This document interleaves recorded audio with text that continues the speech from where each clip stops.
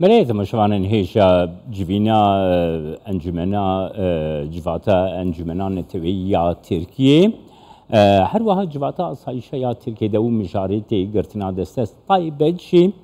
اوبراسيون تركيا لعراق وسوريا دكتور چاغاتای بالجي پسپوری اولهیش انقره میوانی منه سلاف بوت بريز بالجي دست پی که دخوازم بزانه بمنها جواتا اسایشا نتویا ترکیه دی جوینه دیه دی چاوری کرن اوپراسیون ترکیه لسوریه و عراقی مجارین سرکبن ترکیه دی پنگاوین چاوا بگره بر نرخاندنات چیه؟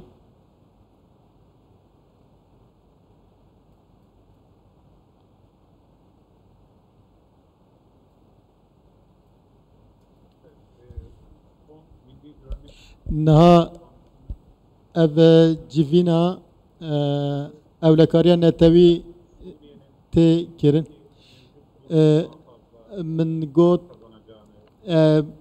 روشا باکور سوریه ده گرینگتر ببه نها لباکور عراق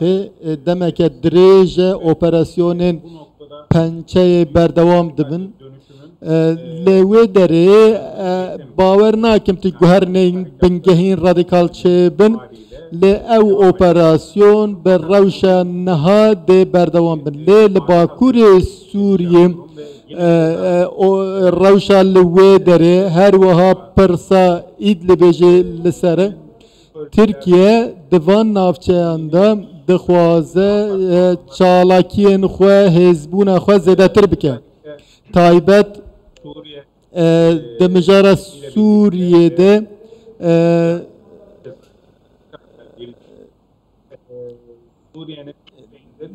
لباكور سوريا او ريخستنين ودريج بو اولكاريا خواه گفت بينا و دوار دیپلماسی و سیاسی دا جه حولت داین وانا بداوی بکه و دوی وارد جهن گافته ناویتن لی اف پنگاوین سیاسی باوه کی سینوردار بجی دبکو گاوین سربازی جی بین آویتن اپراسیون جی بین کرن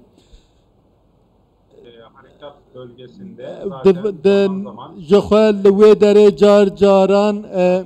اپراسیونن پیوستین کرن و دویل ده گافتین آویتن ده شر دیجی پیاده و یه پیگه بردوام دبه جبو دوی راستیه ده دبه کو اف گاف زیده تر ببین بريز بالجنها تركيا قالك جاران آنی زمان کو دی اپراسیون بشاهیشی پیک بینه لی هر دم جی بتایبتی دما داویده اف داخوازین ترکیه نه هاتنه جی بجی کرن و نگاری بویه اپراسیون بشاهیشی جی بجی بکه گلو الگورا باوریات ترکیه مثلا اپراسیون بشاهی جی روژوا خو درخستیه اپراسیون خو بریا درونان بردوام دکه چاواد بینه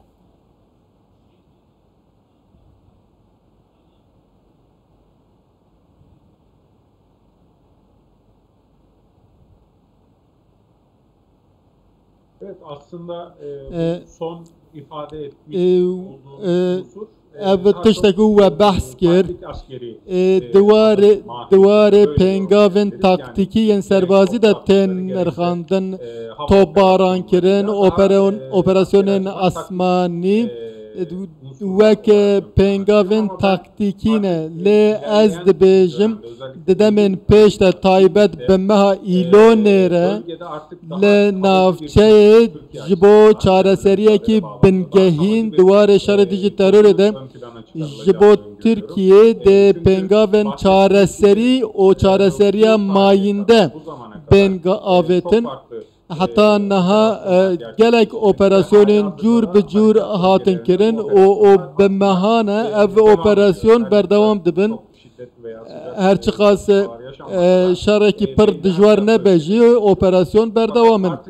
Li ez dibêjim divê ji vir û pêve armanca serekeya Tirkiye duwarê siyasî da çareseriyeke bingehînim û divê çerçeveyê de ji bo dawîkirina bingeha peyê de Tirkiye bîne rojevê ev bi rêyên serbazî bi operasyonê jî dibe yan jî bi çareseriyekî siyasî ku pişta xwe bi operasyonekî serbazî girê bide li vê derê rola Sûriye û Rusya derdikeve pêş her wa Amerîka jî heye di navbera wan da dikare li hevhatinekî çê bike û xwe bigîne armanca xwe lê îro tiştê ku me medyayê de dît daxuyaniyên Esed hebû derbarê Tirkiye û Erdoğan ku gotûbû ez hevdîtinê nakim divê demê de Tirkiye her çi qas çareseriyeke mayinde ya siyasî dixwaze ev daxuyaniyên rejima Sûriye dibe sebep ku Tirkiye de operasyonên serbazî berdewam bikin. Bêçare bile ku operasyonê xwe berdewam bikin. Li vê derê rejima Sûriye dibêje dir Tirkiye bir operasyonê xwe rawestîne, serbazên xwe vekişîne, lê Tirkiye dibêje niha rêxistineke terorê ewlekariya me armanj kiriye û nikare serbazên xwe vekişîne û operasyonên xwe jî rawestîne. Ji ber vê yekê tiştê tê dîtin demeke din jî Tirkiye herçend çareseriyekî bingehîn dixwaze dibe ku demeke din jî operasyonên serbazî dê berdewam bin. Te mijara got gelek bala min kişand birêz balcim meha îlonê çareseriyekî mayinde gelo meha îlonê dê çi bibe ve çareseriya mayinde çi ye?